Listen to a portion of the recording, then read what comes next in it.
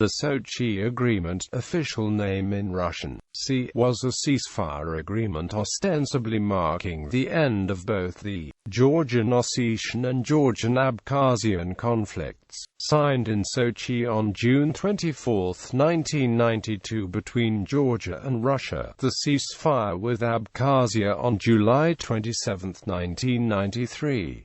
South Ossetia Agreement. Russia brokered a ceasefire and negotiated the agreement in 1992.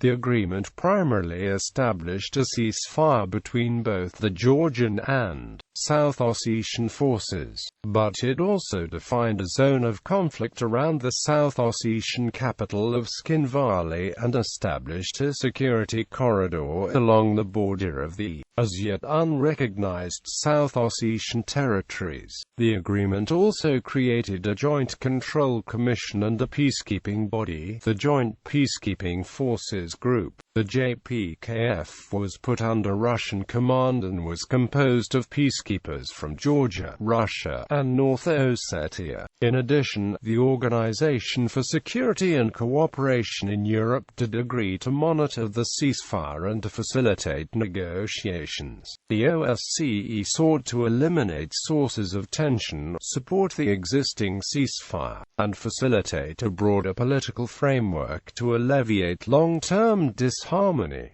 Abkhazia Agreement. Once again, a Russian brokered agreement in 1993, the agreement on a ceasefire in Abkhazia and on a mechanism to ensure its observance, allowed for a moratorium on the use of force, the withdrawal of conflicting parties from the war zone within 15 days, establishing a Russian-Georgian Abkhaz control group to monitor the ceasefire, the return of the Abkhazian parliament to Sukhumi, the placement of UN observers in the territory, and the resumption of talks to settle the dispute. In August of the same year, UNOMIG was put in place as the UN monitoring force. The truce was violated on September 27 as Abkhaz forces seized Sukhumi and declared victory. The pro-Georgian forces then withdrew to Tbilisi, as Georgia joined the CIS and changed Russia's stance towards Georgia's on the matter. A further agreement on a ceasefire and separation of forces, also known as the 1994 Moscow Agreement, was agreed the following year. Once again, on March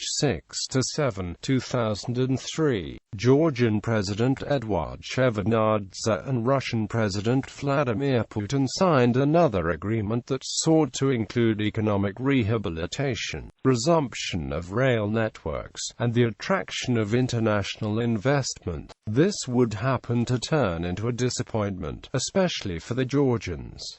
Other Sochi summits. In 2003, Russian President Vladimir Putin met Georgian President Shevardnadze and Abkhazian PM Gennady Gaglalier and set in motion a Sochi process that sought to create a Georgian-Russian Abkhaz working groups on confidence-building measures. The parties sought to make it easier for the return of refugees and economic reconstruction. The Sochi process signified a regress from the multilateral to a bilateral format that left Georgia on its own to face Russia and the Abkhaz. It also was seen to undermine Georgia's argument that the Geneva process was the sole format for a comprehensive settlement of the conflict. In 2004, Russia was seen to violate the agreement as a Russian company began maintenance work on the Sochi-Sukhumi Railroad, which was legally Georgian, though controlled by Russia and the Abkhaz.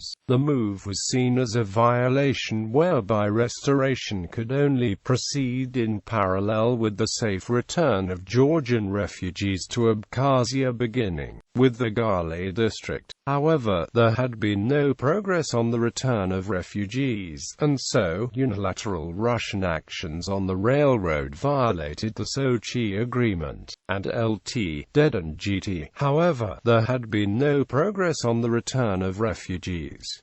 In 2008, U.S. President George W. Bush and Putin made a last-ditch attempt as incumbent presidents to resolve a protracted dispute over European missile defenses at another Sochi summit. This followed Russian officials objecting to U.S. plans to deploy ballistic missile defenses in Poland and the Czech Republic. They had claimed that the stated American justification for the BMD deployments that the systems are needed to defend the United States and European countries against an emerging Iranian missile threat lacked credibility. Instead, they insisted the true objective of such moves along Russia's periphery was to weaken Russia's nuclear deterrent.